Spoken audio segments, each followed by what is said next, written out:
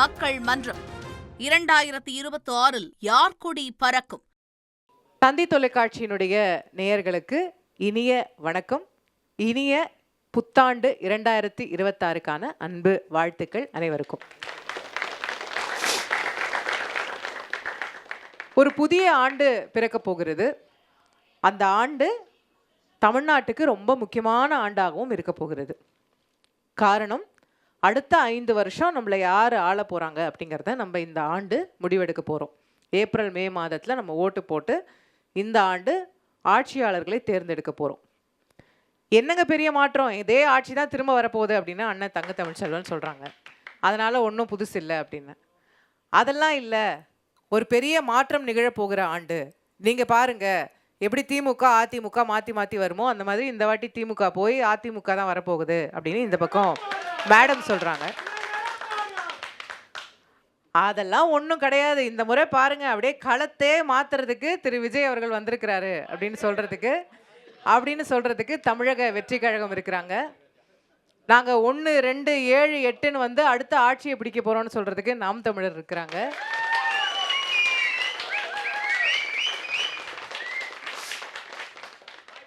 So இது யாருக்கான ஆண்டாக இருக்க போகிறது? இந்த 2026 அப்படிங்கிறத நம்ம எல்லாரும் புத்தாண்டு பிறக்கும் போது ஒரு நியூ இயர் ரெசல்யூஷன் எடுத்துப்போம் இல்லையா?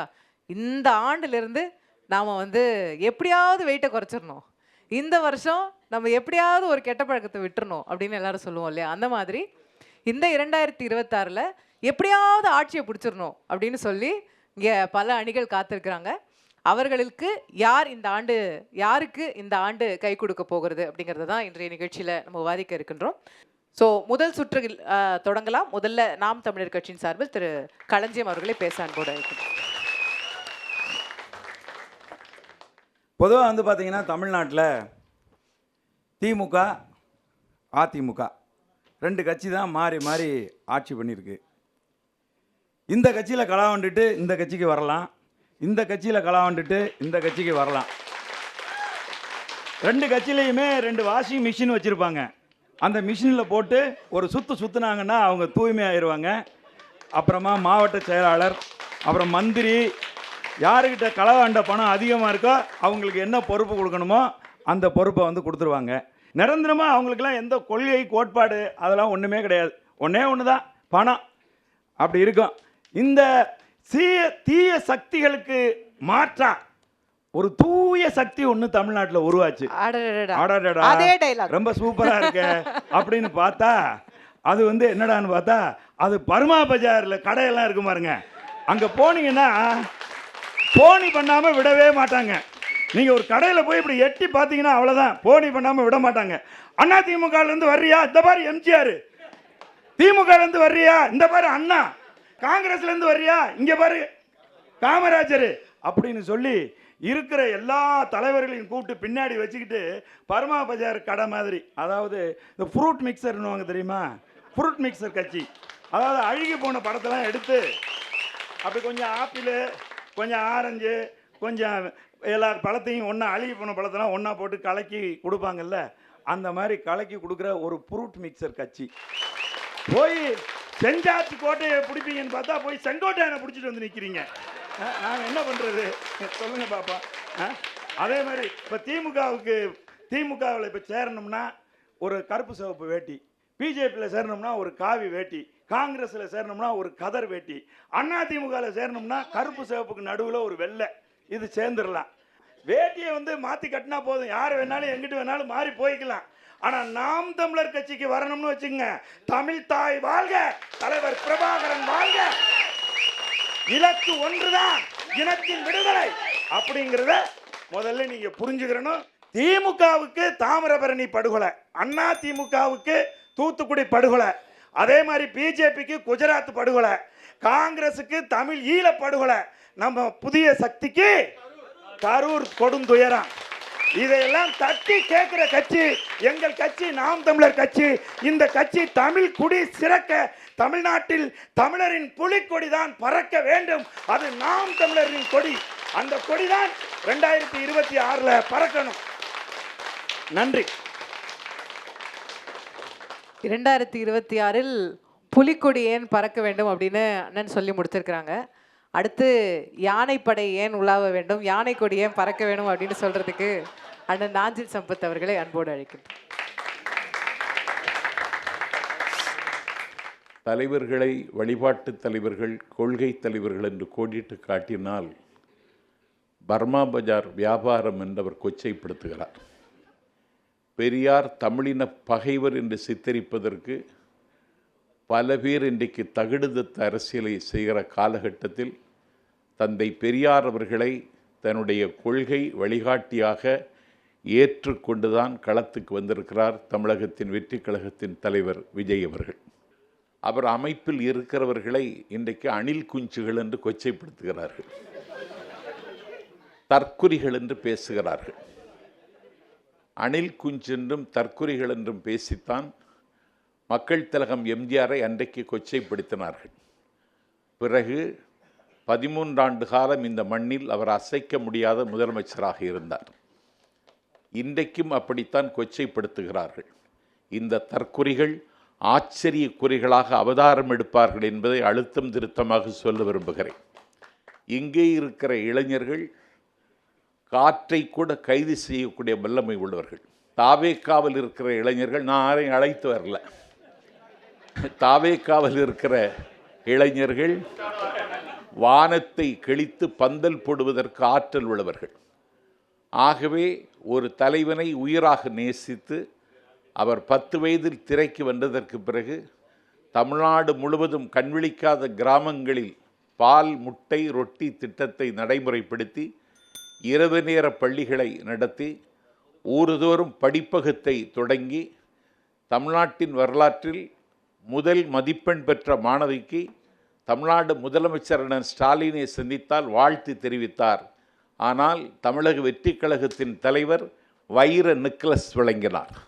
மாவட்டங்கள் தோறும் முதல் மதிப்பெண் பெற்ற மாணவ மாணவிகளை பெற்றோர்களுடன் வர செய்து அவர்களோடு கலந்துரையாடி காலையிலிருந்து மாலை வரைக்கும் மேடையிலேயே நின்று தங்கத்தாலான தோடை மாணவிகளுக்கும் தங்கத்தாலான கணையாளியை மாணவிகளுக்கும் கொடுத்த அந்த நாளிலிருந்து இளைய தலைமுறையின் இதயங்களை அவர் தங்கச் சிம்மாசனம் போட்டு உட்கார்ந்திருக்கார் என்பதை அவருக்கு வருகிற கூட்டம் இன்றைக்கு புலப்படுத்தும்.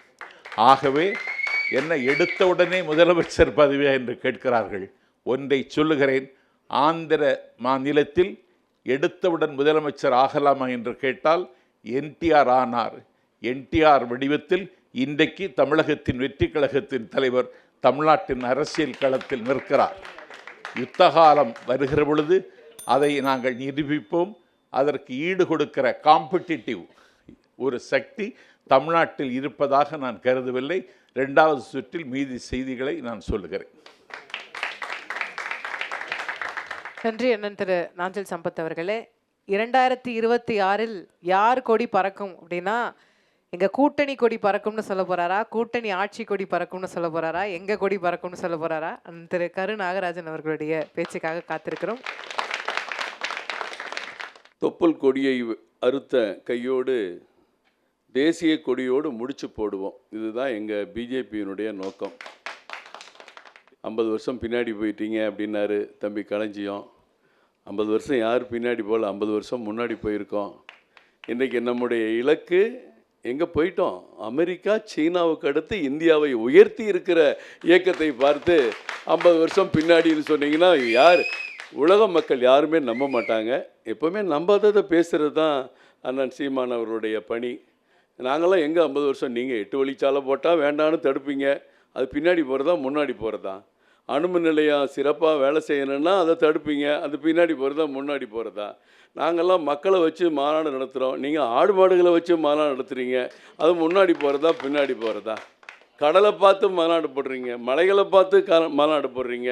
ஏன்னா அவ்வளோ குழப்பத்தில் இருக்கீங்கன்னு தெரியுது. அண்ணன் சீக்கிரமாக தெளிவாகணும், தம்பி களஞ்சியமும் தெளிவாகணும்.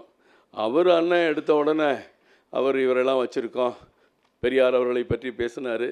பெரியார்களை வச்சு படத்தை வச்சுட்டு முதல்ல அறிவிச்சு என்ன தெரியுமா? சகோதரர் விஜய் அவர்கள் அறிவித்தது, பெரியார் அவர்களை வைத்திருக்கிறோம், ஆனால் அவருடைய கடவுள் மறுப்பு கொள்கையை மட்டும் நாங்கள் ஏற்க மாட்டோம். என்னங்க, ஒரு குறிப்பிட்ட தலைவர் எதற்காக இங்கே பேசப்பட்டவர், விவாதிக்கப்பட்டவர், ஏற்றுக்கொள்ளப்பட்டவர்னா அவர் கடவுள் மறுப்பு.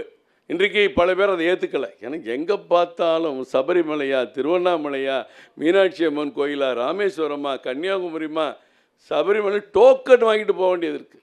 திருப்பதிக்கு 1 மாதத்துக்கு முன்னாடி புக்கிங் பண்ணி, அதெல்லாம் வேற காலம் மாறி போச்சு. ஏதோ கொள்கைக்காக அவங்க பேசிட்டு, திருப்பரங்குன்றத்தில் மட்டும் ஆதார் கார்டு வாங்கிட்டு விடுறாங்களா? நேற்று ஓப்பன் பண்ணிட்டாங்க.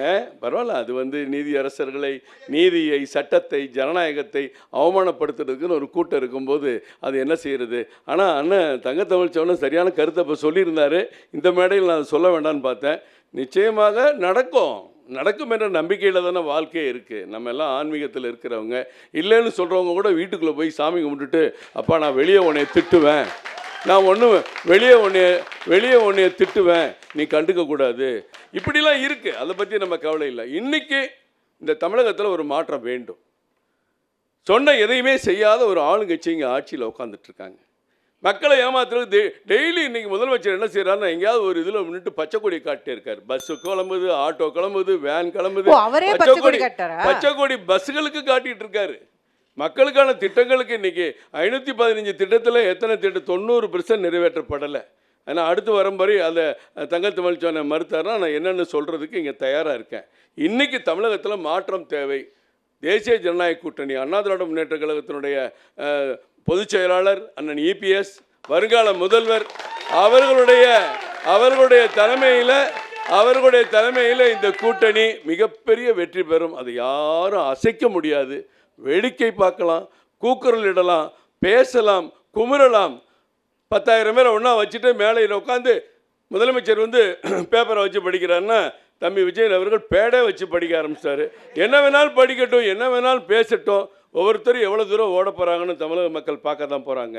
மக்கள் மனசில் மக்கள் என்ன சொல்கிறாங்களோ, மக்கள் யாரை தேர்ந்தெடுக்கிறாங்களோ அவங்க தாங்க தூய சக்தி. நான் சொல்லி சரியாகுமா? மக்கள்லாம் முடிவு பண்ணணும். மக்கள் மேலே எங்களுக்கு நம்பிக்கை இருக்குது. ஏன் இந்த 11 வருஷமாக தமிழ்நாட்டுக்கு பாஜக மத்திய அரசு மூலம் என்ன செஞ்சது அது வேறு விஷயம். ஆனால் தமிழ்நாட்டுக்கு எத்தனை துரோகங்களை திமுக பண்ணிச்சு அது கடந்த கால வரலாறு. இன்றைக்கி அந்த வரலாறு தொடர்ந்துக்கிட்டு தான் இருக்குது. இந்த ஜல்லிக்கட்டு என்பது நம்ம உணர்வோடு கலந்த வீர விளையாட்டு, உணர்வோடு கலந்தது. அதை குழி தோண்டு புதைத்தவர்கள் கூட தமிழ் மண்ணின் வீரத்தை பற்றியும் தமிழுடைய கலாச்சாரத்தை பற்றியும் பேசிகிட்டு இருக்காங்க. நான் நிறைய பேச வேண்டியது இருக்கும். மீண்டும் உங்களை சந்திக்கிறேன். நன்றி, வணக்கம். ஆனால் அடுத்த சுற்றுலையாவது எந்த கொடி பறக்கும்னு சொல்லுவாரான்னு பார்ப்போம். அதுக்காக காத்திருப்போம். அடுத்ததாக மனிதநேய ஜனநாயக கட்சியின் தலைவர், முன்னாள் சட்டமன்ற உறுப்பினர் திரு தமீமுன் அன்சாரி அவர்களை அன்போடு பேச அழைக்கிறேன்.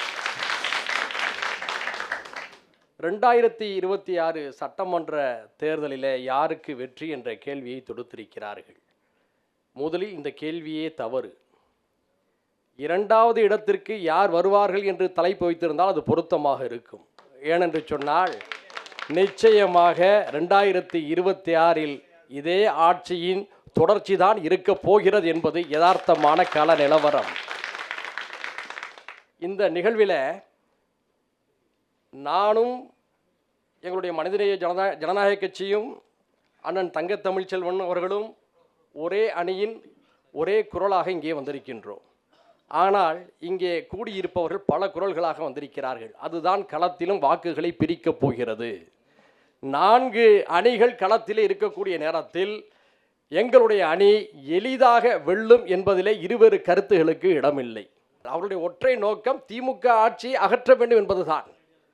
புதிய செயல் திட்டங்களை எதையும் அவர்களால் வைக்க முடியவில்லை. இந்த நிலையில் ஏன் இந்த ஆட்சி தொடர வேண்டும் என்று சொல்வதற்கு பல காரணங்கள் இருக்கிறது. இப்ப அவங்க பலவீனத்தால் நீங்க வெற்றி பெற போறீங்க. அப்படி அல்ல, எங்களுடைய சாதனையால் வெற்றி பெற போகிறோம் என்பதை இப்போது நான் சொல்ல போகின்றேன். தேசிய அளவில் தொழிற்சாலைகளுடைய எண்ணிக்கைகள் எங்கு அதிகமாக இருக்கின்றது என்ற புள்ளி விவரத்தை ஒன்றியமே வெளியிட்டிருக்கிறது. 40,100 தொழிற்சாலைகளுடன் தமிழ்நாடு முதல் நிலையிலே உயர்ந்திருக்கிறது. இந்திய அளவிலே இந்த 40,000 5 ஆண்டுல தொடங்கப்பட்டது இல்லைன்னா 40,000 5 வருஷத்துல தொடங்க. இந்த எண்ணிக்கை இந்த 4 ஆண்டுகளில் அதிகரித்திருக்கிறது. அப்படி என்ன அர்த்தம்? 50 வருஷமா பண்ணதோட விளைவு. 50 வருடமான தொடர்ச்சி. ஏன் 5 வருடத்துக்கு முன்பாக அது இல்லை, இப்போது ஏன் வருகிறது? நீங்கள் சிந்தித்து பார்க்க வேண்டும். அடுத்து முறை சார்ந்த தொழிற்சாலைகளில் பணிபுரியும் தொழிலாளர்களுடைய எண்ணிக்கை இந்திய அளவில் தமிழ்நாட்டில் தான் 15.24% இருக்கிறது. இந்தியாவில் வேறு எந்த மாநிலங்களும் இல்லை, தமிழ்நாட்டில் அது இருக்கிறது. ஏற்றுமதி, மின்னணு ஏற்றுமதி உற்பத்தியில் இந்திய அளவில் தமிழ்நாடு முதலிடத்தை பெற்றிருக்கிறது. அதையும் தாண்டி உள்நாட்டு உற்பத்தியில் உத்தரப்பிரதேசம், குஜராத், மகாராஷ்டிரா இந்த மாநிலங்களை ஒப்பிடுகின்ற பொழுது 2021 17 லட்சம் கோடியாக இருந்த உற்பத்தி தமிழ்நாட்டிலே 2025 31 கோடியே 19 லட்சமாக உயர்ந்திருக்கிறது. 2 மடங்கு வளர்ச்சி. இதை தந்தது இந்த திராவிட மாடல் அரசு என்பதை மறந்துவிடக் கூடாது. தேசிய அளவில் உயர்கல்வி சேர்க்கை 26% இருக்கிறது.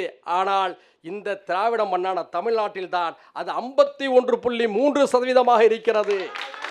இதை விட ஒரு பெரிய சாதனை என்ன? இதே பாரதிய ஜனதா கட்சி ஆட்சி செய்யக்கூடிய உத்தரப்பிரதேசத்திலும் குஜராத்திலும் மிக மோசமான நிலையில் இருக்கிறது உயர்கல்வி சேர்க்கையுடைய நிலை. இந்த அடிப்படையில் தான் எங்களுடைய சாதனைகளை, சேவைகளை, ஆட்சியின் அதிகார திமிரி இல்லாத இந்த போக்கை முன்வைத்து மீண்டும் தமிழ்நாட்டு மக்கள் திராவிட மாடல் அரசுக்கு வாய்ப்பை தருவார்கள் என்று முதல் சுற்றிலே கூறி விடைபெறுகிறேன். நன்றி. நன்றி திரு தமீமுன் அன்சாரி அவர்களே.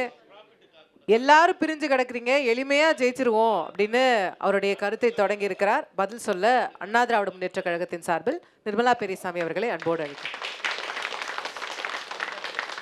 உலகத் தமிழர்களுக்கெல்லாம் தந்தி டிவியின் சார்பாக வணக்கம். அன்பு சகோதரி அசோக வர்ஷினியிடம் எனக்கு ஒரு கேள்வி. யார் இந்த தலைப்பை கொடுத்தது உங்களுக்கு? அதெல்லாம் ஒரு 7 பேர் கொண்ட குழு. 7 பேர் கொண்ட குழுவா? 7 பேருக்குமா இந்த டவுட் இருக்கு, சந்தேகம்? யாருக்கு வெற்றி 2026 என்பதில் என்ன சந்தேகம் இருக்கிறது உங்களுக்கு?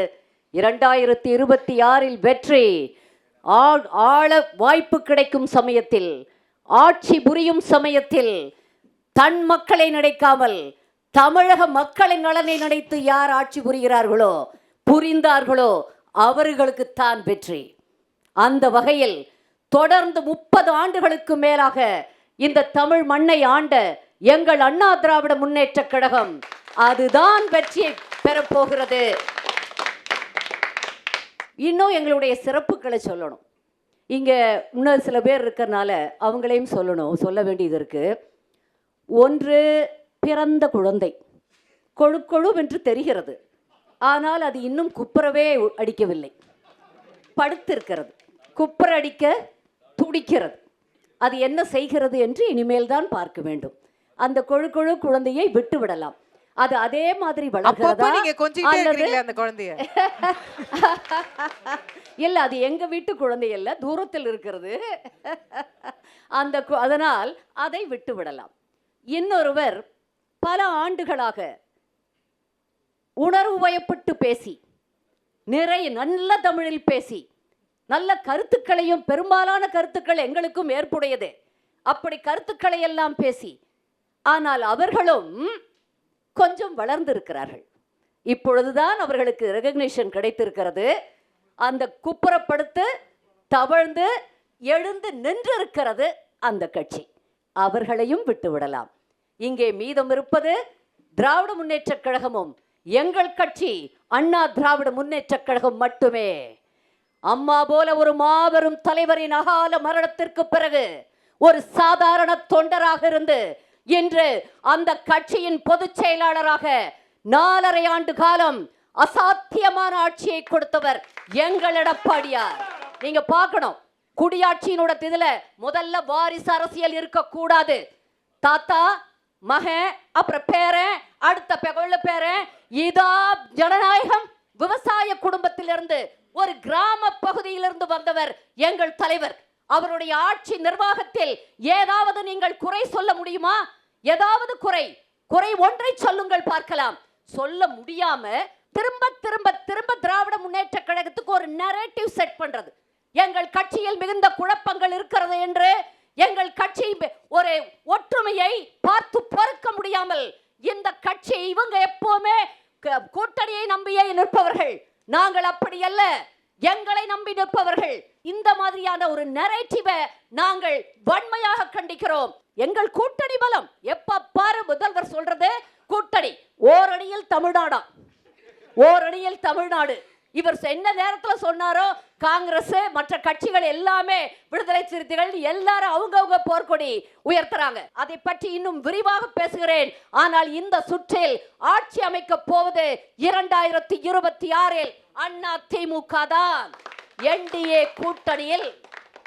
ஆனால் ஆட்சி அண்ணா திமுக ஆட்சிதான் உங்கள் ஆதரவோடு.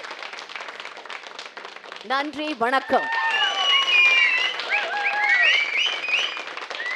நன்றி மேடம் நிர்மலா பெரியசாமி அவர்களே. யார் ஆட்சி அப்படிங்கிறத அவங்க தெளிவாக சொல்லிட்டாங்க அண்ணன் கரு நாகராஜன் கவனத்திற்கு. அடுத்ததாக 2026 எங்கள் கொடிதான் பறக்கும், திமுக கொடிதான் பறக்கும் என்பதை சொல்ல முதல் சுற்றில் அண்ணன் தங்க தமிழ்ச்செல்வன் அவர்களை அன்போடு அழைக்கின்றேன். அம்மா புகழ் பாடினாங்க. நான் கேட்குறேன், அம்மா அந்த அம்மா இருக்கும்போது போயஸ்கானில் நான் ஏன் இருப்பேன்னு சொன்னவங்களாம் நிறையா இருக்காங்க. நாங்கள் அந்த மாதிரிலாம் நடிக்கலை. நானும் அந்த அம்மாட்ட இருந்தவன் தான், அந்த அம்மாவுக்கு தொகுதியை விட்டு கொடுத்தவன் தான். இந்த மாதிரி நடிச்சுலாம் நான் அந்த அம்மாட்ட பதவி வாங்கலை, இது வாங்கலை, உழைச்சி தான் நின்றோம். ஆனால் நான் கேட்குறேன், அந்த அம்மா வாழ்ந்த போயஸ் கார்டனில் எப்படி கொலையும் கொள்ளையும் நடந்துச்சு பழனிசாமி அண்ணன் ஆட்சியில்? கொடநாட்டில் எப்படி நடந்துச்சு? அதை எப்படி விட்டீங்க? இதுக்கு பதில் சொல்லணும்ல. நீங்கள் பாட்டுக்கு ஆட்சியை நடத்தி விட்டு 4 வருஷத்தில் அன்னைக்கே அண்ணன் பன்னீர்செல்வம் உங்கள் கூட சேர்ந்தமே நல்லவர், 4 வருஷம் ஆட்சி முடிஞ்ச பிறகு கெட்டவர். இன்னைக்கு மீண்டும் சேர்க்குறீங்க. எப்படி மக்கள் உங்களை நம்புவேன்? உங்கள் ஆட்சி எப்படி நம்புவேன்? நிலையான ஆட்சின்னு நீங்கள் சொல்லிக்கிட்டு இருக்கீங்களே. நீங்கள் அன்னைக்கு சொன்ன 2024 23 பாராளுமன்ற தேர்தலில் பிஜேபியோட ஒட்டு வேணாம், உறவு வேணாம். 2026 தேர்தலில் நான் ஒட்டிக்கிடுவேன் பிஜேபியோட. எந்த விதத்தில் நியாயம்? அரசியல் இதை எப்படி மக்கள் ஏற்றுக்குருவாங்க சொல்லுங்க? உங்கள் நிலைப்பாட்டில் முதல் நில்லுங்க. நாங்கள் உண்மையிலேயே இந்த திராவிட முன்னேற்ற கழக கூட்டணின்றது கொள்கை கூட்டணி. எதுக்கு நிற்கிறோம்? ஆட்சிக்கு முதலமைச்சராகி அதிகாரத்தை பயன்படுத்தி தவறாக பயன்படுத்தும்ன்ற நோக்கத்துக்கு வரல. 11 கட்சி அடக்கமான கூட்டணியில் இருக்கு. வெளியே போறாங்கன்னு மேடம் சொல்றாங்க. எல்லாம் வெளியே போறாங்களாமே மேடம் சொல்றாங்க. வெளியில போறவங்க போவாங்க, ஆனா எங்கிட்ட இருக்கிறவங்க போக மாட்டாங்க. காங்கிரஸ் போர்க்கொடியா, வேற யார் மேடம்? விசிகே போர்க்கொடியா? எங்ககிட்ட இருக்கிற கட்சி கொள்கை கூட்டணியை வச்சு நிற்கிதே தவிர பதவியை ஆசை காட்டி நிற்கலை. ஆகையினால இந்த கூட்டணி பிரியறதுக்கு வாய்ப்பு இல்லை. இன்னைக்கு தமிழ்நாட்டுக்கு தேவை சமூக நீதி, மத நல்லிணக்கம், சமத்துவம். இது 3 இல்லைன்னு வச்சுக்க, நாடு நாசமாக போகும். இந்த 3 காப்பாற்றுறது திராவிட மாடல் ஆட்சி, திமுக கூட்டணி ஆட்சி தான் காப்பாற்ற போகுது. பிஜேபி என்னென்ன சிந்து பாரதி வருது பாருங்க. செங்கோட்டையனை டெல்லிக்கு வர வச்சு பேசுகிறீங்க. அதிமுகவில் இருக்கிற செங்கோட்டையனை பிஜேபி கூப்பிடுதுன்னு சொன்னால் பழனிசாமி அன்னைக்கே கட்சி விட்டு நீக்கிருக்கணும். செங்கோட்டையனை ஏன் நீக்கலை? இன்னைக்கு நீக்கிறீங்க இல்லை கட்சியை விட்டு. அன்னைக்கு நீ செங்கோட்டையன் உங்களை மீறி கட்சியிலிருந்து போறாருல டெல்லிக்கு விமானத்தில், உங்களை மீறித்தானே போறாரு, தலைமை மீறித்தானே போறாரு. அன்னைக்கே நீக்கி இருக்கணும். நீக்கி இருந்தா பிரச்சனை சால்வ்டு. இன்னைக்கு அன்னை ஓ பன்னீர்செல்வத்தை கூப்பிட்டு நீ எங்கேயும் போகாத, நான் சொல்லி பார்த்துக்கிறேன், அமித்ஷா மிரட்டுறாரு. அமித்ஷா கட்சியா அதிமுக கட்சியா? அது ஏப்பா இவ்வளோ பயம் பயக்கிறீங்க பிஜேபிக்கு? எங்களை மாதிரி துணிஞ்சு நில்லுங்க, என்ன நடக்குதுன்னு பார்ப்போம். இறுதி எஜமானர்கள் மக்கள் தான். இன்றைக்கி யார் என்ன வேணாலும் பேசலாம். நாட்டுக்கு திமுக அரசு என்ன செஞ்சு, தளபதி ஸ்டாலின் முதலமைச்சர் என்ன பண்ணாருன்றது மக்கள் நினைப்பாங்க, ஓட்டு போடுவாங்க. இறுதி எஜமானர்கள் மக்கள் தான். நீங்கள் தான் முடிவெடுக்கணும். 2026 திமுக கூட்டணி கூட்டணி கொடிதான் கோட்டையில் பறக்க, அண்ணன் தளபதி ஸ்டாலின் தான் முதலமைச்சராக வருவார். எல்லாரும் அவர்களுடைய கருத்துக்களை சொல்லிட்டாங்க. அவங்க கொடி ஏன் பறக்கணும் அப்படிங்கிறத. 2வது வாய்ப்பில் குற்றச்சாட்டுகளுக்கு மறுப்பு சொல்வதற்கான வாய்ப்பு இருக்கிறது. முதல்ல நாம் தமிழர் கட்சியின் சார்பில் திரு களஞ்சியம். கரு நாகராஜன் அவர்கள் பேசும்போது சொன்னாங்க, சீமான் ஆடு மாடோட பேசுகிறாரு, மலையோட பேசுகிறாரு, தண்ணியோட பேசுகிறாரு அப்படின்னு. இல்லைன்னா இந்த நூற்றாண்டில் இருக்கிற பெரும் துயரம், உலகம் சந்தித்து கொண்டிருக்கக்கூடிய பெரும் துயரம், இயற்கையோடு மனிதனுக்கு இருக்கக்கூடிய போர். இன்னைக்கு வந்து பார்த்தீங்கன்னா மலைகளை யார் வெட்டி விற்கிறா? அதிமுக காரர்கள், திமுக காரர்கள். மணலை அள்ளி யார் விற்கிறா? அதிமுக காரர்கள், திமுக காரர்கள். கள்ளச்சாராயம் யார் காய்ச்சறா? அதிமுக காரர்கள், திமுக காரர்கள். சாராய கடையை யார் நடத்துறா? அதிமுக காரர்கள், திமுக காரர்கள். அதனால தான் இவங்க மணலை வெட்டி அள்ளி விற்கும் போது இவங்க போராட மாட்டாங்க எதிர்த்து, இவங்க மலையை வெட்டி விற்கும் போது இவங்க போராட மாட்டாங்க. இவற்றையெல்லாம் எதிர்த்து போராடி கொண்டிருக்கக்கூடிய ஒரு கட்சி நாம் தமிழர் கட்சி. ஏன்? மழை இல்லை. மழை இல்லை என்று சொன்னால் மேகத்தில் இருக்கக்கூடிய மழையை அறுவடை செய்ய முடியாது.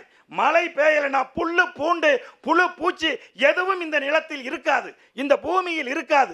பூமி செத்து போகும். பூமி செத்தா மனுஷனும் செத்து போவான். அதனால தான் அண்ணன் மலைகளுக்காக பேசுகிறார். மாடுகளோடு பேசலையா? மாடுகளுக்கு மேய்ச்சல் நிலம் வேணும். நீங்க மேய்ச்சல் நிலத்தை தடுத்து வச்சிருக்கீங்க. இன்றைக்கு ஐநா மன்றத்தில் 2026 தீம் என்ன தெரியுமா? மேய்ச்சல் நில பாதுகாப்பு. அதெல்லாம் தெரிஞ்சுக்கிட்டு வந்து மாட்டையா கூட்டி வச்சு மாட்டுடைய பேசினாரு. மனிதர்களிடம் தான் சொல்லுகின்றார். மேய்ச்சல் நிலங்களின் முக்கியத்துவம் குறித்து சொல்லுகிறார். ஒன்று ஊழல் கட்சி, இன்னொன்று வாரிசு அரசியல் கட்சி. இந்த ரெண்டு கட்சிகளுக்கும் மக்கள் நலன் மீது எந்த அக்கறையும் இல்லை. இன்னைக்கு தமிழ்நாடு மாறுவாடு கடையில் அடமானம் வைக்கப்பட்டிருக்கு. எடப்பாடி அவர்கள் விட்டுட்டு போகும்போது 4.5 லட்சம் கடனை வச்சுட்டு போனாரு. ஆனால் இன்றைக்கு திராவிட முன்னேற்ற கழகம் ஆட்சிக்கு வந்ததுக்கு பிறகு 10 லட்சம் கோடி கடன் இருக்கு. எங்களை அண்ணன் தமிழ்நாடு அன்சாரி சொல்றாங்க வளர்ச்சி வளர்ச்சின்னு. என்ன வளர்ச்சி? 10 லட்சம் கோடி கடன் வாங்கி வச்சிங்களா? மக்கள் இலவசம் கேட்டாங்களா? எதெல்லாம் கேட்குறாங்க மக்கள் அதெல்லாம் நீங்க கொடுத்தீங்களா? திமுக தான் இலவசம் கொடுக்குது.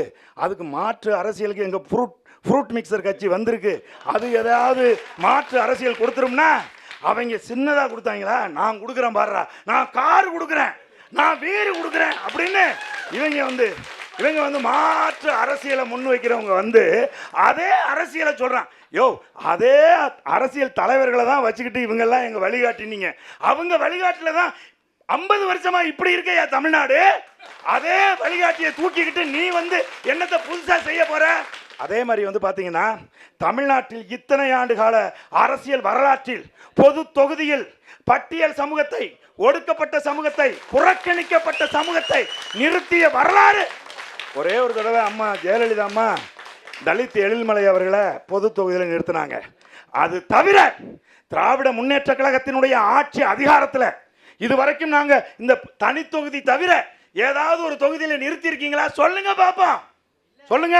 ஆனால் எங்கள் கட்சி நாம் தமிழர் கட்சி, எங்கள் அண்ணன் செந்தமிழன் சீமான் 20க்கும் மேற்பட்ட பட்டியல் சமூகத்தை சேர்ந்த ஒடுக்கப்பட்ட புறக்கணிக்கப்பட்ட சமூகத்தை சேர்ந்தவங்களை கொண்டு வந்து நிறுத்தியிருக்காரு. அந்த கட்சி ஆட்சி அதிகாரத்துக்கு வரணுமா? எளிய மக்களை, விளிம்பு நில மக்களை அரசியல் படுத்தி அவர்களுக்கான அரசியலை பேசுகின்ற யாருக்காக பேசுது நாம் தமிழர் கட்சி? யாருக்காக எங்க அண்ணன் பேசுறார்? இந்த அண்ணன் புறக்கணிக்கப்பட்ட மக்களுக்காக பேசுகிறார். இன்றைய இளைஞர்களுக்காக பேசுகிறார். நாளைய தலைமுறைக்காக பேசுகிறார். இங்க இருக்கக்கூடிய பெண்களுக்காக எங்கள் அண்ணன் பேசுகிறார். இந்த நிலப்பரப்பில் இருக்கக்கூடிய பெண்கள் 2 பேரை தான் நீங்க கடவுளை மதிக்கணும். ஒன்று புரட்சியாளர் அம்பேத்கர். நீங்கள் இன்றைக்கு பெற்றிருக்கக்கூடிய அத்தனை உரிமையையும் பெற்றுக் கொடுத்தவர். அடுத்தது அரசியல் அதிகாரத்தை தூக்கி கொடுத்திருக்கிற, அரசியலில் பெண்களுக்கு சமபங்கு அளித்திருக்கக்கூடிய எங்கள் செந்தமிழன் சீமானை நீங்கள் போற்ற வேண்டும். அப்படின்னு சொன்னா யாரு எந்த கொடி கோட்டையில் பறக்கணும்? யார் ஆட்சி அதிகாரத்துக்கு வரணும்? நீங்க நல்லா யோசிச்சு பாருங்க.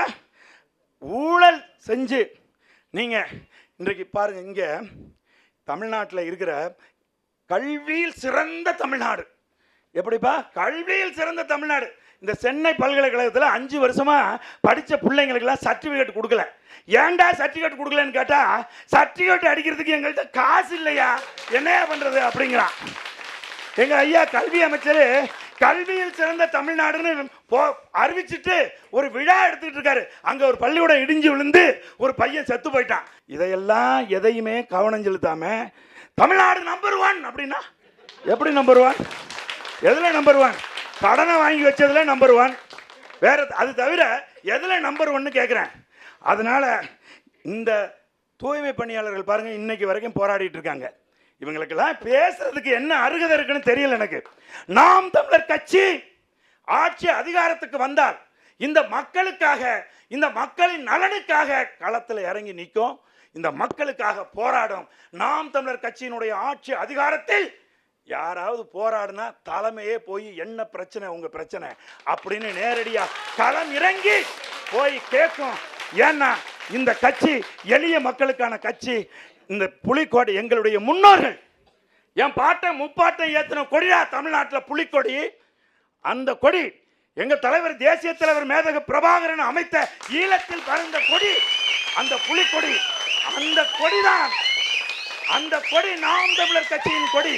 அந்த கொடிதான் தமிழ்நாட்டில் பறக்கணும். அப்பதான் தமிழ்நாடு இந்த திராவிட கட்சிகளின் பிடியில் சிக்கி இருக்கு, 50 வருஷமா சிக்கி இருக்கு. இதை மீட்கணும்.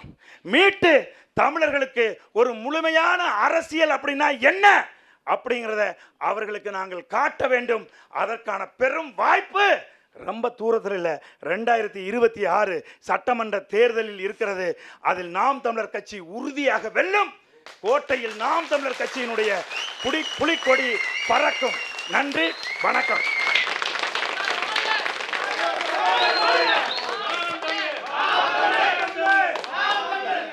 அடுத்ததாக தமிழக வெற்றி கழகத்தின் சார்பில் அண்ணன் நாஞ்சில் சம்பத் அவர்களை அன்போடு பேச அழைக்கிறேன்.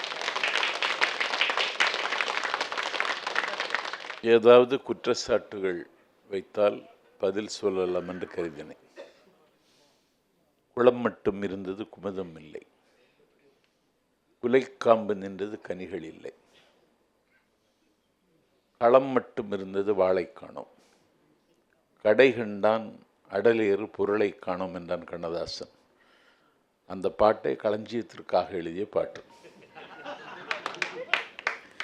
5000 வாக்குள்ள ஒரு ஒன்றிய கவுன்சிலர் கூட இல்லாத கட்சி நாம் தமிழர் கட்சி. அந்த கட்சியின் கொடி கோட்டையில் பறக்கும் என்று சொல்கிறார்.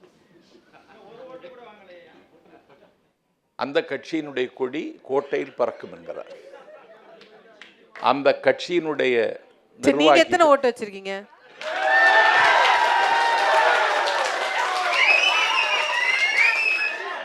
நாங்க எத்தனை ஓட்டு வச்சிருக்கோங்கிறது நாங்கள் சந்திக்க போகிற தேர்தலில் நாட்டு மக்களுக்கு எங்களுக்கு வாக்களிப்பார்கள். நான் என்ன சொல்கிறேன், அந்த கட்சியில் தினம் தினம் நாவாடி வந்த காளியம்மாளுக்கு இடமில்லை. அந்த கட்சியில் நாடெல்லாம் வலமந்து பேசிய நண்பன் கல்யாண சுந்தரம் இன்றைக்கு அதிமுகவில் அடைக்கலம். அந்த கட்சியில் ஒரு ஆளுமையோடு இயங்கி வந்த ஊடக வெளிச்சம் கொண்ட தம்பி ராஜீவ்காந்தி இன்றைக்கு திமுகவின் மாணவரணி செயலாளர். இன்றைக்கு ஒரு மாற்று அரசியலுக்கான தேவை தமிழ்நாட்டில் இருந்தது. அந்த இடத்தை இட்டு நிரப்புவதற்குத்தான் அண்ணன் வைகோ மறுமலர்ச்சி திராவிட முன்னேற்ற கழகத்தை தொடங்கினார். அந்த கட்சி இன்றைக்கு இயங்க முடியாமல் முடங்கி நிற்கிறது. அந்த இடத்தை இட்டு நிரப்பத்தான் 6000 ஏக்கருக்கு அதிபதி, அன்னை இந்திராவினுடைய அம்பாசிடர், கபில் சலம் கருப்பே மூப்பனார், ரஜினிகாந்தினுடைய வாழ்த்தோடு தமிழ் மாநில காங்கிரஸ் கட்சியை தொடங்கினார். அந்த இயக்கம் இன்றைக்கு இயங்க முடியாமல் முடங்கி கிடக்கிறது. அந்த இடத்தை இட்டு நிரப்புவதற்குத்தான் சுப்ரீம் ஸ்டார் சரத்குமார் தென்புலத்தில் இருக்கிற ஒரு குறிப்பிட்ட வகுப்பு ஆதரவோடு கட்சியை தொடங்கி அவர் இப்பொழுது இயங்க முடியவில்லை. அந்த வெற்றிடத்தை இட்டு நிரப்பத்தான் கேப்டன் விஜயகாந்த் தேசிய முற்போக்கு திராவிடர் கழகத்தை தொடங்கினார்.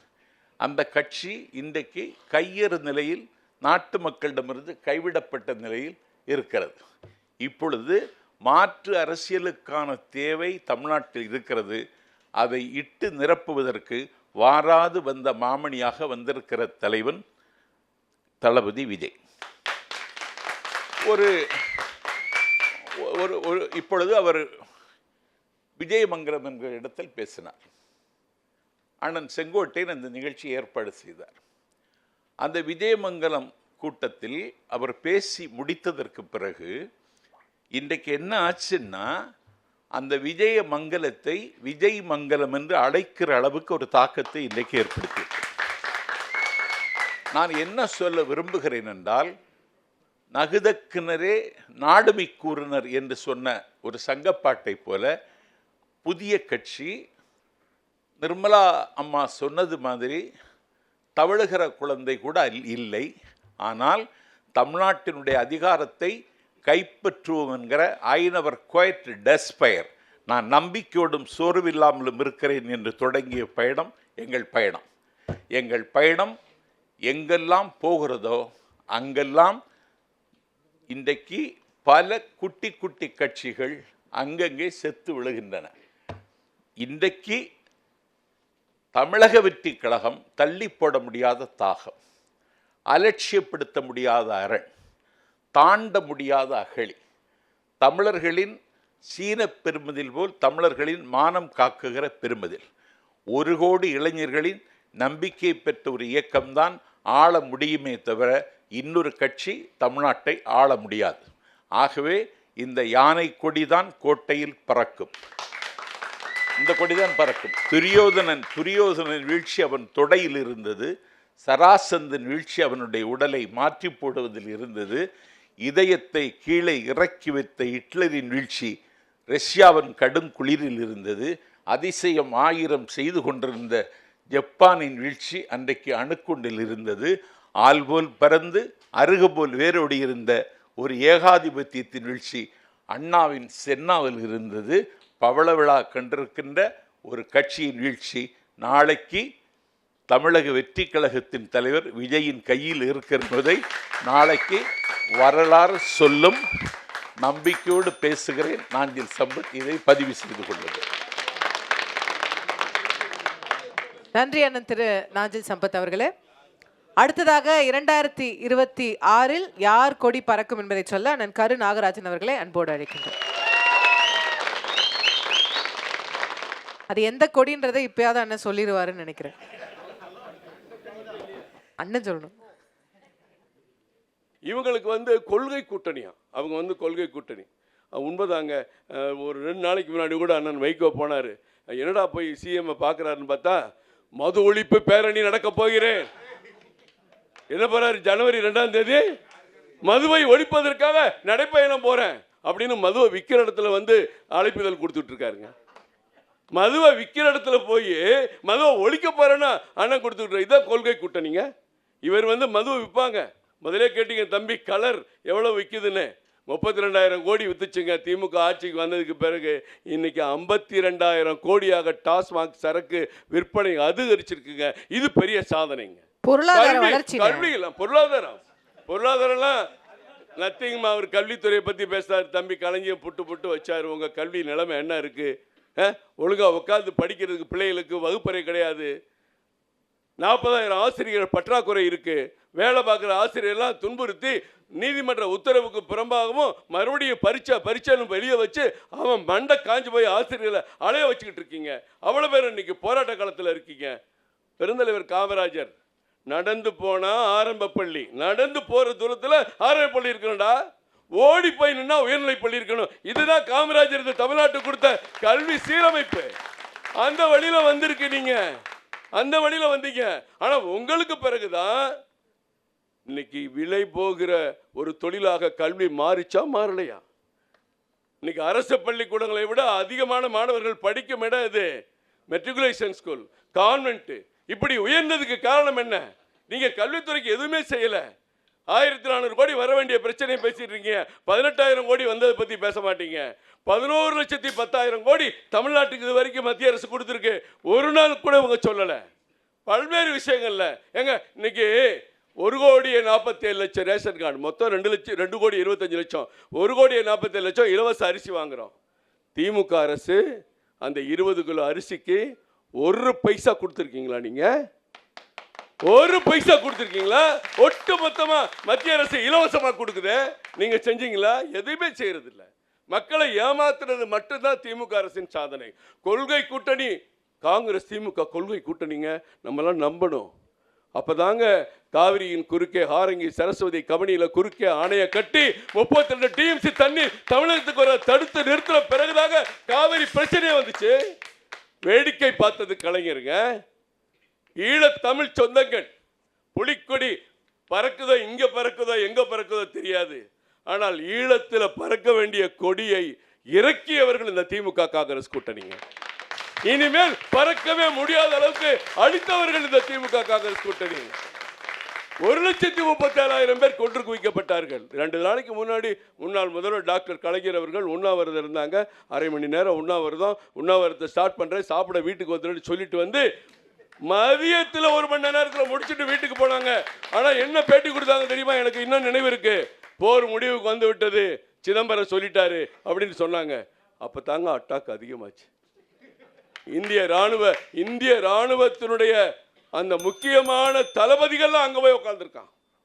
இந்தியா, பாகிஸ்தான், பல நாடுகள், சீனா எல்லா ஆயுதங்களையும் கொண்டு வந்து ஒரு மாவீரனை அழிச்சிங்க, அந்த கொள்கையை அழிச்சிங்க. ஈழத்தமிழ் இந்த உலகம் பூரா தமிழன் வாழ்றான், தமிழனுக்குன்னு ஒரு சுதந்திர நாடு அங்க இருக்குன்னு நினைச்ச கனவை அழிச்ச கட்சி இந்த திமுக காங்கிரஸ் கட்சி. உண்மையா இல்லையா? இந்திரா காந்தி அம்மையார் சேரும் போதெல்லாம் தமிழ்நாட்டுக்கு பிரச்சனை தான் வரும். ஜல்லிக்கட்டு ஏற்கனவே சொன்னேன். பார்லிமெண்ட்ல அந்த ஜெயராம் ரமேஷ்ங்கிற மத்திய அமைச்சர் என்ன சொன்னா தெரியுங்களா? ஜல்லிக்கட்டு என்பது காட்டு மிராண்டித்தனமான விளையாட்டு, அதை நான் அனுமதிக்கவே முடியாதுனாரு. ஆனால் அதை ஆதரிச்சு ஓட்டு போட்டது திமுக. யோசிச்சு பாருங்க. இதே கலைஞர் சொன்னாரு, கூடா நட்பு கேடாய் முடியும். நீங்க கடைசியில் நேருவின் மகளே வருக, நிலையான ஆட்சி தருக. நீங்க அண்ணனுக்கு தெரியும், அவருக்கு உள் மனசுல தெரியும், வெளியில வேற மாதிரி பேசிட்டு இருக்காரு. சார், ஒரு சாதனை கொடி தமிழகத்தில் பறக்க போகுது. சாதனை கொடி தமிழ்நாட்டில் நம்ம நினைத்து பார்க்க முடியாத பல்வேறு வளர்ச்சிகளை இன்னைக்கு பாரத பிரதமர் கொடுத்திருக்கிறார். இன்றைக்கு 37 லட்சம் பெண்களுக்கு அடுப்பு ஊதி நீ விறகை பற்ற வைக்க, எங்கேயாவது ஒரு இடத்துல அடுப்பு பற்ற வச்சு நம்ம சமைக்கிறோமான்னு பாருங்க. சில இடத்துல வேணா பெரிய பண்டிகை காலங்களில் விறகுல வச்சு அரிச்சா தான் பிரியாணி நல்லா இருக்குன்னு சமைப்பாங்க. ஆனால் ஒரு வீடுகளில் 99.8% இன்னைக்கு கேஸ் கனெக்ஷன் கொடுத்து, ஏன் டெபாசிட்டே கொடுக்காம பெண்களுக்கு கொடுத்தவர் மோடி அவர்கள். விவசாயிகளுக்கு உதவி, கேஸ் கொடுக்கிறது, எத்தனை திட்டங்கள் கேஸ் கொடுக்கிறது திமுக ஆட்சியிலே தொடங்கிட்டாங்களானே. மானியம் கொடுத்த மோடிக்கு முன்னாடியே தமிழ்நாட்டில் தொடங்கி எல்லா கேஸ் இணைக்கும். அது விடுங்க, இன்னைக்கு தேர்தல் அறிக்கையில் சொன்னதை நான் சுருக்கி முடிச்சிடறேன். பெல் அடிச்சுட்டாங்க அம்மா. தேர்தல் அறிக்கையில் சொன்னது சாதாரண ஏழை மக்கள், எளிய மக்களுக்கு புரியக்கூடிய ஒரு திட்டத்தை கூட நீங்கள் நிறைவேற்றினீங்களா? ஆண்டுக்கு 1000 ரூபாய் உரிமை தொகை. நல்லா படித்தாங்க. அவருக்கு 7வது பாயிண்ட்டு, கடைசி பக்கத்தில் 7வது பாயிண்ட்டு. அண்ணன் முதல்வர் ஸ்டாலின் அவர்கள் என்ன சொல்லியிருக்காரு தெரியுமா? அனைத்து ரேஷன் கார்டு வைத்திருக்கிற அனைத்து குடும்ப பெண்களுக்கும் 1000 உரிமை தொகை கிடைக்குன்னு நீங்கள் சொன்னீங்களா இல்லையா? 28 மாதம் கழிச்சு 93 லட்சம் பேர் கொடுத்தீங்க. மற்றவங்களுக்கெல்லாம் தகுதி, குடும்ப பெண்களுக்கான தகுதி இல்லைன்னு ஒன்று சொன்னீங்க. அதுக்கு அடுத்து இப்போ திடீர்னு ஒரு பெரிய விழா, கலைவாணர் என்னடா பெரிய விழா நடக்குது பார்த்தா டான்ஸு, ஆட்டம் பாட்டம், கோலாட்டம் எல்லாம் நடக்குது. என்னன்னு பார்த்தா 17 லட்சம் பெண்களுக்கு மறுபடியும் 1000 ரூபா. எத்தனை மாதம் கழிச்சு? 55 மாதம் கழிச்சு. இன்னும் 50% தாண்டலை. ஆனால் நீங்கள் ஏமாத்துறீங்க. பெண்கள் கேஸ் கனெக்ஷனுக்கு 100 ரூபா குறைக்கிற நீங்கள் செஞ்சீங்களா? செய்யவே இல்லை. பெட்ரோல் டீசல் குறைக்கிற நீங்கள் செஞ்சீங்களா? இல்லை. பெட்ரோல் டீசல்லாம் இவங்களுக்கு வர்ற வருமானத்தை நீங்கள் தெரிஞ்சுக்கணும். இன்னைக்கு ஒரு பெட்ரோலுக்கு தமிழ்நாடு அரசாங்கத்துக்கு கிடைக்கிற, நீங்கள் 100 ரூபாய்க்கு பெட்ரோல் போட்டிங்கன்னா தமிழ்நாடு கஜானாவுக்கு நேரடியாக போகிறது 13 ரூபா 52 பைசா. தெரிஞ்சுக்குங்க. மத்திய அரசுக்கு 11 ரூபா. அந்த 11 ரூபாலையும் 42% திரும்பி வந்துடும். அதே மாதிரி டீசலுக்கு 11 ரூபா 80 பைசா. இப்படி எல்லாவித வருவாய்களையும் பெற்றுக்கொண்டு மத்திய அரசு எதுவும் செய்யலை. இன்றைக்கு 83,000 கோடி சென்னையினுடைய மெட்ரோ ஃபர்ஸ்ட் செகண்ட் 83,000 கோடி மத்திய அரசு அனுமதித்திருக்கிறது.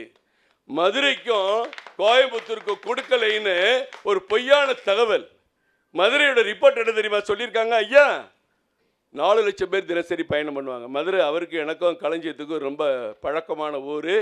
அந்த ஊர் மொத்தம் எவ்வளோ தூரம் இருக்கும், நீளம் எவ்வளோ இருக்கும், திருப்பகுன்றத்துலேருந்து மாட்டுத்தாவணி பஸ் ஸ்டாண்டு வரைக்கும் எவ்வளோ பேர் பயணம் பண்ணுவாங்க, அந்த சின்ன ரோட்டுக்குள்ளே 2 வீலர்லாம் ஓட்டி ஆட்டோலாம் ஓட்டிட்டு உள்ளே போய் இடிச்சு போகிறது எவ்வளோ கஷ்டம் நமக்கு தெரியும். 4 லட்சம் பேர் பயணம் பண்ணுவாங்கன்னு ரிப்போர்ட் கொடுத்துருக்காங்க. கேட்குறாங்க மத்திய அரசு, சென்னையில் இன்னும் 5 லட்சத்தை தாண்டல, நீ மதுரையில் மட்டும் எப்படி 4 லட்சம்னு ரிப்போர்ட் கேட்டா அது ஐயோ போச்சு, மதுரைக்கு மெட்ரோ இல்லைங்கிறாங்க. மதுரைக்கு மெட்ரோ வேணும், அதுக்கு நம்ம தயார்படுத்தணும், இன்னும் திட்டங்களை தெளிவாக சொல்லணும். இதே மாதிரி தான் கோயம்புத்தூரும். இப்படி முதலமைச்சர் அவர்களுக்கு சொன்ன தேர்தல் அறிக்கையில் கடனை, விவசாயிகள் கடனை தள்ளுபடி பண்ணலை, நகை கடன்களை தள்ளுபடி பண்ணலை, 200 தடுப்பணை கட்டுவோம் நாங்கள், செய்யவே இல்லை. இந்த மாதிரி அவர் செய்யாதது தான் நிறையா இருக்குங்க தமிழ்நாட்டில். தமிழ்நாட்டினுடைய மொத்த வரி வருவாய் ஜிஎஸ்டிக்கு முன்னாடி 31,000 கோடி, இன்னைக்கு ஜிஎஸ்டிக்கு பின்னாடி இன்னைக்கு இருக்கிற வரி வருவாய் 51,000 கோடிங்க. 51,000 கோடி. தமிழ்நாடு முன்னேறிடுச்சு. தமிழ்நாடு முன்னேறணும் எங்க ஆசை, இங்க இருக்கிற எல்லாருடைய ஆசை. தமிழ்நாடு எப்படி பின்னேறும்? திமுக தான் பின்னேறும், தமிழ்நாடு முன்னேறும். இந்திய பொருளாதாரம் எப்படி இருக்கோ அதை பார்த்து தான் சென்னைக்கு விமானத்தில் வந்து ஆள் இறங்குவான்.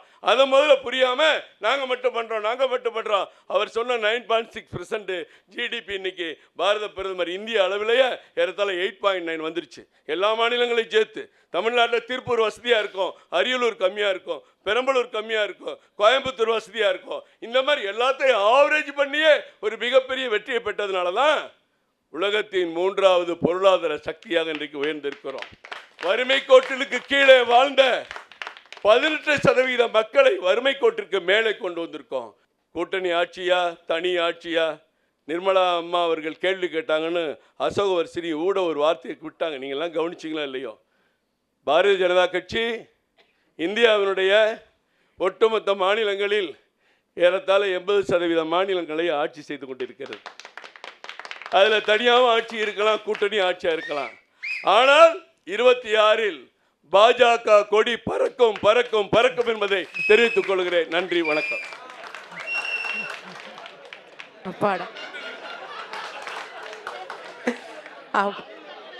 அண்ணன் ஏன் வேலை முடிஞ்சிருச்சு,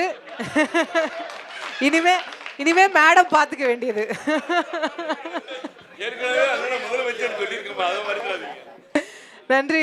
நன்றி அண்ணன் திரு கரு நாகராஜன் அவர்களே. அடுத்ததாக மனிதநேய ஜனநாயக கட்சி தலைவர் திரு தமிம் அன்சாரி அவர்களை பேச அன்போடு அழைக்கின்றனர்.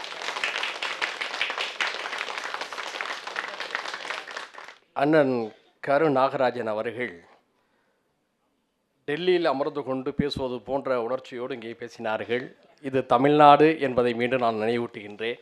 நீங்கள் உங்களுடைய ஒன்றிய அரசு செய்த சாதனைகள் என்று பல விஷயத்தை சொன்னீர்கள். நாங்கள் கேட்பது, முதலில் எங்களுடைய மதுரைக்கு எய்ம்ஸை வேகமாக கட்டி கொடுங்கள், இனியும் தாமதிக்காதீர்கள், தண்டிக்காதீர்கள் என்பதை நாங்கள் கேட்டுக்கொள்கிறோம். அடுத்து மெட்ரோ ரயில் வராததுக்கான காரணங்களை சொன்னீர்கள். ஆனால் மனசாட்சியோடு நீங்கள் பேச வேண்டும், சிந்திக்க வேண்டும். கோவை, மதுரை ஆகிய நகரங்களை விட குறைந்த மக்கள் தொகையை கொண்ட, குறைந்த வசதிகளை கொண்ட வட இந்திய நகரங்களுக்கு நீங்கள் மெட்ரோவுக்கு ஒப்புதல் கொடுத்துவிட்டு எங்களுடைய மதுரையும் கோவையும் புறக்கணித்தது ஏன் என்ற உரிமை கேள்வியை நீங்களும் ஒரு தமிழ்நாட்டவர் என்ற உணர்வோடு சிந்தித்து பார்க்க வேண்டும் என்று கேட்டுக்கொள்கிறேன். அடுத்தது, ஈழத்தமிழர்களை பற்றி மாமா நாஞ்சிலார் பேசலாம், என் அண்ணன் களஞ்சியம் பேசலாம், அக்கா நிர்மலா பேசலாம், அண்ணன் தங்கத்தமிழ் செல்வனும் பேசலாம். நீங்கள் பேசலாமா ஐயா? ஏன் பேசக்கூடாது என்று சொல்கிறேன். ஈழத்தில் சிங்களவர்கள் முருகன் கோயிலை கொளுத்தி உடைத்த போது இன்று வரை கண்டனத்தை தெரிவிக்காதவர்கள் யார் என்பதை தமிழ் ஈழ மக்கள் உலகமெங்கும் பார்த்து கொண்டிருக்கிறார்கள். அந்த ஈழத்தமிழர்களுக்கு நம்முடைய பிரதமர் ஐயா மோடி அவர்களிடம் பேசி இந்தியாவிலே குடியுரிமை கொடுக்க நீங்கள் தயாரா என்ற ஒரு கேள்வியை நாங்கள் முன்வைக்கின்றோம். செய்தால் மகிழ்ச்சி அடைவோம். அது பாஜகவா காங்கிரஸா என்பது முக்கியமல்ல. நம்முடைய தமிழ் சொந்தங்கள் நிம்மதியாக வாழ வேண்டும் என்பதற்காக அந்த கோரிக்கையை வைக்கின்றேன். இங்கே என் அண்ணன் களஞ்சியம் பேசினார். நாங்கள்லாம் சோழ மண்டலத்தைச் சேர்ந்த உறவுகள், அரசியல் ரீதியாக அணி ரீதியாக வெவ்வேறு இடத்துல இருக்கலாம். நீங்கள் பல கருத்துகள் எடுத்து பேசுகிறீர்கள். செந்தமிழன் சீமான் எதற்காக RSS கூட்டத்திலே பங்கெடுத்தார் என்ற கேள்வி வலைதளம் முழுக்க வலை வந்து கொண்டிருக்கிறது. மாற்று அரசியல் என்று சொல்கிறீர்கள். உங்களுடைய கருத்தை நாங்கள் மதிக்கின்றோம், உங்களுடைய உணர்வுகளை மதிக்கின்றோம். அதே நேரத்தில் விஜய் அவர்கள் கட்சி தொடங்கியவுடன் என் தம்பி விஜய் அழைத்தால் கூட்டணி என்று சொன்னது செந்தமிழன் அண்ணன் சீமான் தானே? நீங்கள் தம்பி விஜய் என்று சொன்னீர்கள். ஒரு இடத்திலாவது என் அண்ணன் சீமான் அழைக்கிறார் என்று விஜய் சொன்னாரா? வருத்தமாக இருக்கிறது. உங்களுடைய உணர்வுகளை மதிக்கக்கூடிய அதே நேரத்தில் ஏன் இந்த தடுமாற்றம் என்ற கேள்வி இந்த அரங்கில் நான் எழுப்ப கடமைப்பட்டிருக்கின்றேன். அதே போன்று மரியாதைக்குரிய நம்முடைய நாஞ்சிலார், அவருடைய தமிழுக்கு நான் ரசிகன். இன்று இலக்கியம் பேசுவதற்கு ஒரு வளம்புரிஜான் இல்லை, ஒரு புலமைப்பித்தன் இல்லை. இந்த நிலையிலே ஒரு சிலர் தமிழின் இலக்கியத்தை இமயத்தின் சிகரத்தில் வைத்து போற்றுகிறார்கள் என்ற மரியாதையோடு நான் அவரை பார்க்கின்றேன். அவர் சார்ந்த அரசியலின் மீது நான் மாறுபட்ட கருத்து இருக்கலாம், ஆனால் இமயத்தில் கூடு கட்ட வேண்டியவர் ஏன் தென்னை மரத்திலே கூடு கட்டினார் என்பதுதான் எனக்கு வருத்தமாக இருக்கிறது. அவர் பல்லாங்குடியில் காயாக விருந்திருந்தால் இது பாரம்பரிய விளையாட்டு என்று நான் பாராட்டியிருப்பேன். அந்தோ பரிதாபம், பாதாளக்குடியில் விழுந்து விட்டாரோ என்று உரிமையின் அடிப்படையில் நான் இப்போதும் வருந்துகின்றேன். இளைஞர்கள் தான் தமிழ்நாடு விடியும் என்று சொன்னார். அவருடைய பேச்சிலே இளைஞர்களையும் மாணவர்களையும் எப்போதுமே முன்னிறுத்தக்கூடியவர். அந்த உணர்வு, நம்பிக்கை மதிக்கின்றோம்.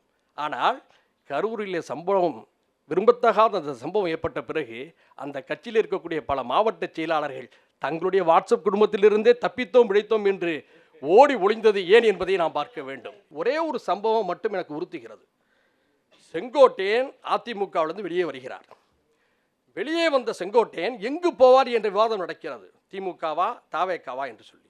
அப்பொழுது செங்கோட்டையனை அவருடைய வீடு தேடி சென்று சந்தித்து, நீங்கள் தாவேக்காவுக்கு தான் போக வேண்டும் என்று வலியுறுத்தி விட்டு வந்தேன் என்று சொன்னது துக்ளக் பத்திரிகையுடைய முதன்மை செய்தியாளர் ரமேஷ் என்பதை மறந்துவிடக்கூடாது.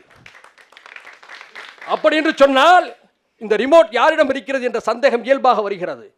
நம்முடைய அக்கா நிர்மலா, உங்களுடைய தலைப்பு செய்திகளில் உங்களுடைய தமிழ் உச்சரிப்பை எல்லோருமே நாங்கள் ரசித்தவர்கள் தான். அழகாக தமிழை ஈரோடு தமிழன்பனுக்கு பிறகு தொலைக்காட்சிகளில் நேர்த்தியாக கொண்டு வந்த அருமைக்குரிய ஒரு தமிழ் உணர்வாளர் என்ற அடிப்படையில் உங்கள் மீது மரியாதை உண்டு. அக்கா நிர்மலா, உங்கள் கருத்துகளில் ஏற்பட்டிருப்பது இருமலா அல்லது குமுறலா?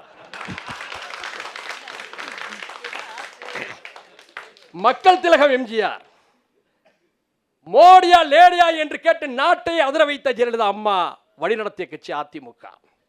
இன்றும் நாங்கள் கவலைப்படுகிறோம். ஏன் தெரியுமா? இப்போ எங்களுடைய பணிகள் என்ன தெரியுமா? எங்களுடைய திமுக கூட்டணியை மட்டுமல்ல, அதிமுகவையும் காப்பாற்ற வேண்டிய இடத்தில் நாங்கள் இருந்து கொண்டிருக்கின்றோம். ஏனென்று சொன்னால், சண்டையோ சச்சரவோ மோதலோ குழப்பமோ அந்த போட்டி உதயசூரியனுக்கும் இரட்டைலைக்கும் மட்டுமே இருக்க வேண்டும் என்று நாங்கள் கருதுகின்றோம். அடுத்த 20 ஆண்டு கால தமிழ்நாட்டு அரசியல் அவ்வாறு தான் இருக்க வேண்டும் என்று விரும்புகிறோம். அது தமிழ்நாட்டுக்கு நல்லது. ஆனால் வேறு அணியில் இருந்தாலும் உங்களுக்காக நாங்கள் கவலைப்படுகின்றோமே, உங்களை பற்றி நீங்கள் என்றாவது கவலைப்பட்டதுண்டா? அதுதான் வேதனையாக இருக்கிறது. ஒரு தலைவரை நீங்கள் வெளிப்படையாக நீங்கள் அமித்ஷாவை சந்திக்கக்கூடாது என்று இருக்கா? பாஜகவுடைய தலைவர்களை சந்திக்கக்கூடாது என்று இருக்கா? அரசியலில் யாரும் யாரையும் சந்திக்கலாம், பேசலாம், வெளிப்படையாக இருக்கலாம். எதற்காக அதை சந்தித்து விட்டு வெளியே வந்த பிறகு கர்ச்சிப்பால் முகத்தை மூடிக்கொண்டீர்கள்? மொத்த அதிமுகவுடைய சகோதரர்களும் நிர்வாகிகளும் வருத்தப்பட்டார்கள். உடனே சொன்னாரு, எங்களுக்கு வேத்திச்சுன்னு சொல்லி. ஏசி கார்ல வேக்குமா? இந்த அரங்கத்தில் யாருக்காவது வேக்குதாங்க? பக்கத்தில் அண்ணன் கருண் நாகராஜன் இருக்காரு, புரியுதா இல்லையா? நம்மளாம் சமமாக உட்காந்து பேசிக்கிட்டு இருக்கிறோம். யாராவது அவரை கண்டு நம்ம பயப்படுறோமா? நீங்கள் மட்டும் என் டெல்லியில் இருக்கிறவர்களை கண்டு பயப்படுகிறீர்கள்? அதுதான் வேதனையாக இருக்கிறது. இப்பவே பாருங்க, இந்த அரங்கத்திலேயே எங்க குடிதான் பறக்குன்னு இவங்க சொல்றாங்க, பாஜக குடிதான் பறக்குன்னு அண்ணன் கருணாகராஜன் சொல்றாரு. கூட்டணிக்குள்ளே இப்போதே குழப்பம். அந்த பொதுக்குழுல பேசுறாங்க ஒரு முக்கியமான முன்னாள் அவர் எடப்பாடியார் முதலமைச்சர் ஆவார்னு சொன்னார். என்னது? எடப்பாடியார் முதலமைச்சர் ஆவார்னு சொன்னார். சொன்னாரு. கொடை பறக்குன்னு சொன்னா என்ன அர்த்தம்? இங்கத்தான் பீகாருடைய நிதிஷ்குமாரை நினைத்து நீங்கள் உஷாராகுங்கள். மகாராஷ்டிராவில் சிவசேனாவை என்ன நடந்தது என்பதை கண்டு நீங்கள் உஷாராகுங்கள் என்று உரிமையோடு கேட்டுக்கொள்கிறோம். அது மட்டுமல்ல, தமிழ்நாடு வளர்ச்சியடைந்த மாநிலமாக, முற்போக்கு மாநிலமாக இருந்து கொண்டிருக்கிறது. எந்த ஆட்சி வந்தாலும் ஓரிரு குறைகள் இருக்கும். ஒப்பீட்டு அளவில் இந்த திராவிட மாடல் திமுக அரசு சரியாக இருக்கிறது. இதனுடைய கொடிதான் 2026 பறக்கப் போகிறது. வெற்றி இலக்கு என்பது 200 220 என்பது மட்டும்தான் விவாதம். வேறு எந்த விவாதத்திற்கும் இதில் இடமில்லை என்று கூறி விடைபெறுகிறேன். நன்றி. நன்றி திரு தமிமுன் அன்சாரி அவர்களே. நிறைய பதில்களோடு எக்ஸ்ட்ரா ஷீட்லாம் எழுதி மேடம் காத்திருக்கிறாங்க. நிர்மலா பெரியசாமி அவர்களை அன்போடு பேச அழைக்கின்றேன். முதல்ல நினைச்சேன் நான், அண்ணன் தங்கத்தமிழ் செல்வன் தான் அங்கே போனதுக்கப்புறம் மாறிட்டாரு, பாயிண்ட்ஸை விட்டுட்டு ஏதாவது பேசுறது. இது திமுக தலைமையினுடைய பாணி.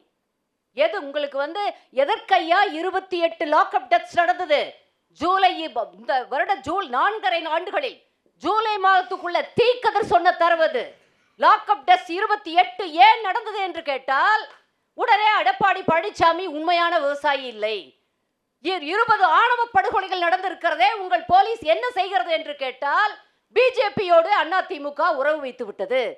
அடுத்து போதை மருந்து கலாச்சாரம், போதை மருந்துகள் இப்படி இன்டீரியர் வில்லேஜஸ்ல உள்ளார்ந்த கிராம பகுதிகள்லாம் கிடைக்குதே, ஏன் என்ன பண்ணிட்டு இருக்குது உங்க காவல்துறை? காவல்துறையை கையில வச்சிருக்கிற மாண்புமிகு முதல்வர் ஸ்டாலின் என்ன பண்ணிட்டு இருக்காருன்னு கேட்டா உடனடியா இந்த மாதிரி ஏதாவது ஒரு பொய்ய சொல்லி இந்த மாதிரி புரட்டுகளையே பேசிக் கொண்டிருப்பது தாங்க முடியல. எவ்வளவு நாளைக்கு இதை தமிழக மக்கள் பார்த்து கொண்டிருப்பார்கள் என்று நினைக்கிறீர்கள்? எதை பேசுவதற்கு உங்களுக்கு என்ன அருகதை இருக்கிறது என்று திராவிட முன்னேற்ற கழகத்துக்கும் அதன் கூட்டணி கட்சிகளுக்கும் கேட்கிறேன். விவசாயிகளின் பயிர்க்கடனை ரத்து செய்வோம் என்று சொன்னீர்களே, ஏன் பண்ணல? விவசாயிகளுக்கு நெல் கொள்முதல் நிலையங்கள்ல 30 லட்சம் நெல் மூட்டைகள்ல இவ்வளவு பெரிய அளவுக்கு பயிர் வளர்ந்து கிடக்கிறதே, பாவிகளே பார்த்தா அவ்வளவு மனது வருத்தம் வேதனையாக இருக்கிறதே. ஒரு விவசாய குடும்பத்திலிருந்து வந்தவள் என்ற முறையில் ஒரு விவசாய குடும்பத்திலிருந்து வந்த எங்கள் பொதுச் செயலாளரான எடப்பாடியார் அதை பார்த்து விட்டு ஓடோடி போனாரே, போய் அதை பார்த்து ஆதரமாக விசாரித்து என்னவென்று வந்தால் இவர் உடனே மகனை அனுப்புகிறார். தம்பி உதயநிதி போனதுல நாங்க ஒன்றும் வருத்தப்படல, போயிட்டு அந்த நெல் வயல்களுக்கு கூட போகல. இந்த நடிப்புகளை எல்லாம் மக்கள் தயவு செய்து புரிந்து கொள்ள வேண்டும். சாமானியர்களின், விவசாயிகளின், பெண்களின், ஏழைகளின், தொழிலாளிகளின், செவிலியர்களின், தூய்மை பணியாளர்களின், இப்படி சமுதாயத்தின் அத்துணை அடித்தட்டு மக்களின் பிரச்சனைகளை பற்றி பேசுவது அதிமுக. அவர்களுக்கான கொள்கைகளை, அவர்களுக்காக திட்டங்களை தீட்டிக் கொடுப்பது அதிமுக. அவங்க பண்றதுல உண்மையிலேயே பாராட்டுற விஷயம் அந்த பேர் வைக்கிறாங்க பாருங்க. பேர் அருமையான பேருங்க எல்லாம். நான் முதல்வன், ஓரணியில் தமிழ்நாடு, என்னைக்கு சொன்னீங்களோ எல்லாம் குழப்பமாயிருச்சு. அப்புறம் தமிழ்நாட்டை தலைகுடிய விட மாட்டேன். எதுக்கு திடீர்னு இந்த கோஷம்? அப்படி சொல்லங்காட்டியும் நம்மளுடைய மிக உச்சபட்ச அதிகாரியான, நமது அரசாங்கத்தின் மிக உயர்பட்ச அதிகாரியான ஒரு தலைமைச் செயலர் சுப்ரீம் கோர்ட்ல குட்டு வாங்கி அங்க நேர்ல வரணும்னு சொல்லிட்டாங்க. அங்க போய் தலை குனிஞ்சு நின்று பதில் சொல்லிட்டு வந்தார். பேரறிஞர் பெருந்தகை அண்ணா கடமை, கண்ணியம், கட்டுப்பாடு என்று சொல்லிவிட்டு போனார். உங்களுக்கு நீங்க கமிஷன், கரப்ஷன், கலெக்ஷன் என்றே வாழ்ந்து கொண்டிருக்கிறீர்கள். இதை நாங்களா சொன்னோம்? உங்க அமைச்சர் சொன்னார். ஒரே ஒரு மனுஷன், நல்ல குடும்பத்துல பிறந்தவர், நேர்மையானவர், ஒரு பைசா கொடுக்காம ஜெயிச்சாருன்னு சொல்லுவாங்க. அவருடைய தொகுதியில மதுரையில பேச்சியார் பழனிவேல் தியாகராஜர், அவரு மனம் தாங்காம, நல்லா உங்களுக்கு கடிதம் பார்த்தா முடியாதுல்ல, தாங்க முடியாம அவர் குமரி ஒருவரிடம் பேசியிருந்த அதையே யாரோ ரெக்கார்ட் பண்ணி வெளியில போட்டாங்க. சுதந்திரம் வாங்கி 73 ஆண்டுகளாக வந்த கடன் நான் 5 லட்சம் கோடி. நீங்க மட்டும் இல்ல, 5 லட்சத்துக்கும் குறைவு. நீங்கள் மட்டுமே 4.5 லட்சம், கிட்டத்தட்ட 5,19,000 நேற்று படிச்ச 5,19,000 கோடி ரூபாய் கடன். ஆம், பிஜேபியோடு நாங்கள் உறவோடு இருக்கிறோம். நீங்கள் வைக்காத உறவா திமுக காரர்களே? அதுலயும் திமுகவின் மறைந்த தலைவர் பெரியவர் கருணாநிதி அவர்கள் அங்க டெல்லியில போய் ஒரு வாரம் 7 நாள் சரியா முகாமிட்டு இருந்தார். தெரியுமா? எதற்கு? நல்ல துறைகளை பெறுவதற்காக. அவங்களை அப்படியே மடக்கி பிஜேபியை நிர்பந்தப்படுத்தி நல்ல துறைகளை பெறுவதற்காக அங்கே இருந்து அதை சாதித்துக் கொண்டு வந்த திமுக கூட்டம் எங்களை பார்த்து நாங்கள் பிஜேபியுடன் உறவு என்று சொல்வதா? அண்ணன் எடப்பாடியாரின் தலைமையில் 2026 தமிழகத்துக்கு உண்மையான விடியல் பிறக்கும். அதிமுக ஆட்சி அமைக்கும். இது நடந்தே தீரும் என்ற உறுதியோடு நான் உங்களிடமிருந்து விடைபெறுகிறேன். மிக்க நன்றி, வணக்கம். நன்றி மேடம் நிர்மலா பெரியசாமி அவர்களே. அவங்களுடைய வணக்கத்தில் இருக்கக்கூடிய கம்பீரம் அவங்க பேச்சிலையும் இருக்கும் அப்படிங்கிறத இன்னைக்கு தெரிஞ்சுக்கிட்டோம். வரிசையாக அவங்க அடுக்கடுக்கான குற்றச்சாட்டுகளை முன்வைத்திருக்கிறார்கள். அதற்கு பதில் சொல்ல நிறைவாக திராவிட முன்னேற்ற கழகத்தின் சார்பில் அண்ணன் தங்க தமிழ்ச்செல்வன் அவர்களை அன்போடு. சகோதரி நிர்மலா கொதிச்சு போய் பேசினாங்க. எதுக்கு இப்படி கொதிச்சு போய் பேசினாங்கன்றது எனக்கு புரியலை. அதாவது இயக்குனர் சொன்னார், கல்வி உயர்கல்வியில் சர்டிஃபிகேட் அடிக்கவே துட்டு இல்லை அப்படின்ற செய்தியை பொத்தாம்பொதுவாக சொன்னார். மத்திய அரசு நிர்ணயிக்கக்கூடிய தகுதி என்னன்னு சொன்னால், ஒவ்வொரு மாநிலத்திலையும் 30% உயர்கல்வி படிக்கணும் கண்டிப்பாக, எந்த மாநிலமாக இருந்தாலும். ஆனால் தமிழ்நாட்டில் தளபதி ஸ்டாலின் ஆட்சி நடந்து கொண்டு இருக்கிற தமிழ்நாட்டில் 45% உயர்கல்வி படிச்சிருக்காங்க. இப்போ கொஞ்சம் இப்போ புரிஞ்சுக்கிட்டு வந்து பேசணும். வாரிசு அரசியல்னு சொல்கிறீங்க. எல்லா கட்சியிலையும் வாரிசு அரசியல் பேசணுமாக்க நிச்சயமாக இருக்கத்தான் செய்யும். நான் திமுகவில் எம்பி, திமுகவில் மாவட்ட செயலாளருக்காக நான் பேசலை. ஒரு யதார்த்தமான உண்மையை சொல்கிறேன். விளையாட்டுத்துறையில் இன்றைக்கி இப்போ கூட ஜூனியர் ஹாக்கி உலக விளையாட்டு போட்டி சென்னையிலையும் மதுரையில் நடந்துச்சு. 22 நாடுகள் கலந்துக்கிடுச்சு. இது வரைக்கும் வரலாற்றில் இப்படி ஒரு உலக போட்டி தமிழ்நாட்டில் நடந்திருக்கா? 234 தொகுதி இருக்குது சட்டமன்ற தொகுதி. 90 சட்டமன்ற தொகுதியில் விளையாட்டு அரங்கம் 3 கோடி கட்டி கொடுத்துருக்காரு. இளைஞர்கள் போய் விளையாண்டுக்கிருக்கான். ஒவ்வொரு ஸ்டேடியமும் புதுப்பிக்கப்படுது. ஆயிரக்கணக்கான இளைஞர்கள், இளம்பெண்கள் பயிற்சியில் இருக்காங்க. இதை சிந்திச்சு பார்த்தது யார் இது வரைக்கும்? வாரிசுன்றீங்களே, வாரிசு வந்தால் நல்லது தானே மக்களுக்கு செய்கிறோம். மக்கள் வரவேற்கிறாங்களே. இதை 1000 ரூபா நோட்டு செல்லாதுன்னு சொன்னீங்க. நம்மளும் பதறி போய் பேங்கில் மாற்றணும்.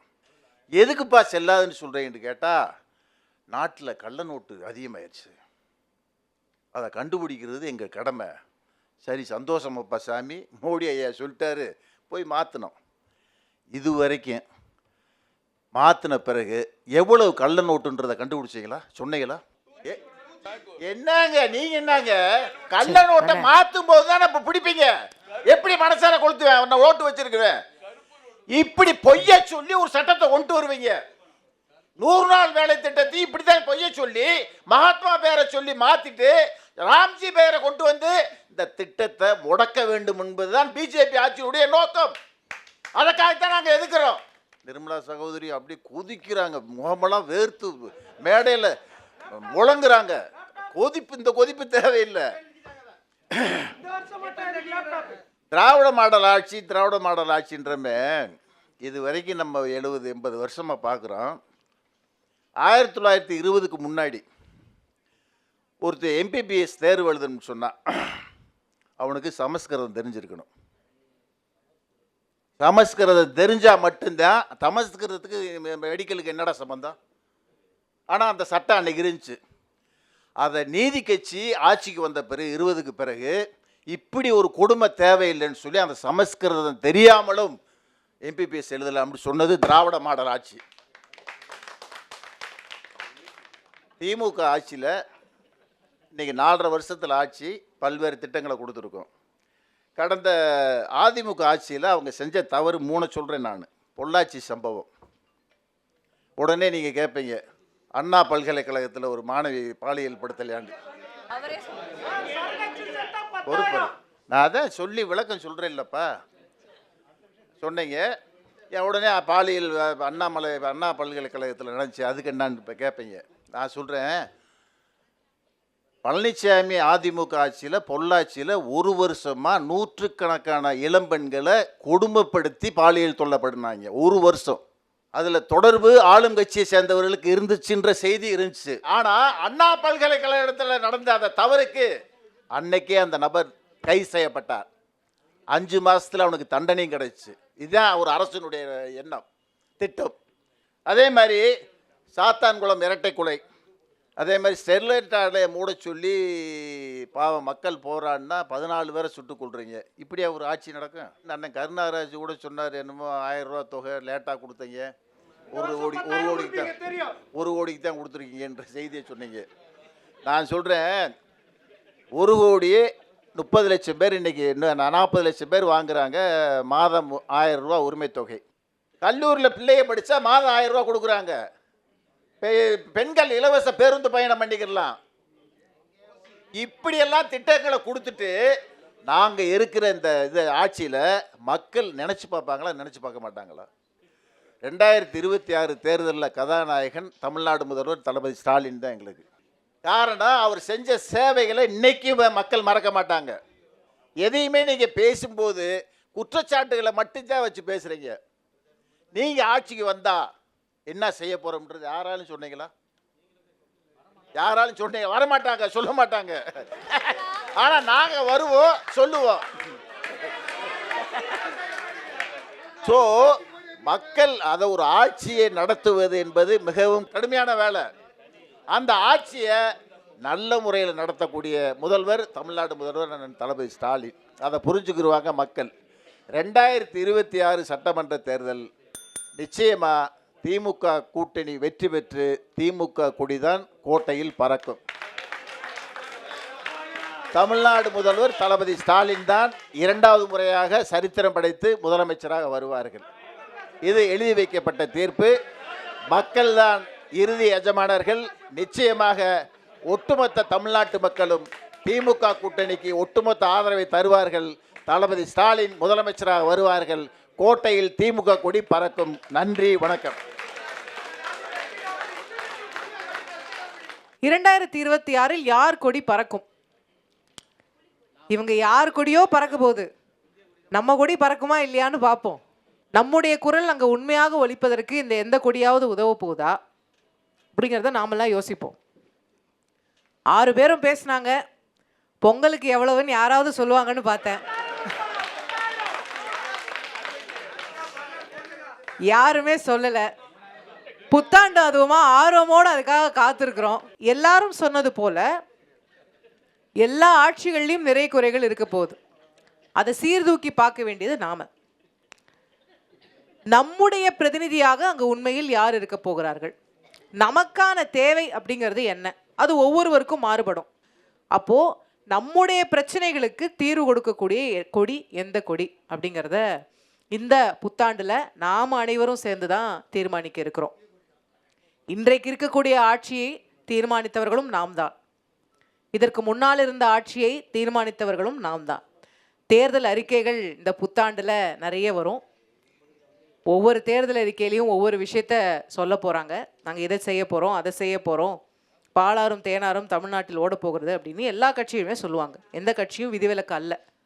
இதில் எந்த தேர்தல் அறிக்கை நமக்கு பிடித்திருக்கு, நம்முடைய தேவைகளை நிறைவேற்றக்கூடியதாக யார் இருக்காங்க, யார் சொன்னதை செய்வாங்க, இது எல்லாத்தையும் யோசித்து சீர்தூக்கி பார்த்து இந்த புத்தாண்டில் சரியான முடிவெடுக்க வேண்டிய இமாலய பொறுப்பும் கடமையும் நம்மகிட்ட தான் இருக்குது, அவங்கக்கிட்ட இல்லை. நம் கொடி யார் பறக்க விடுவார்கள் அப்படிங்கிறத யோசித்து நாம வாக்களிக்க வேண்டும். இந்த புத்தாண்டில் சிறப்பான முடிவுகளை அனைவரும் எடுப்போம். இந்த புத்தாண்டு இனியதாக எனக்கும் உங்களுக்கும் தமிழ்நாட்டு மக்களுக்கும் அமையட்டும். அனைவருக்கும் இனிய புத்தாண்டு நல்வாழ்த்துக்களோடு நிறைவு செய்வோம்.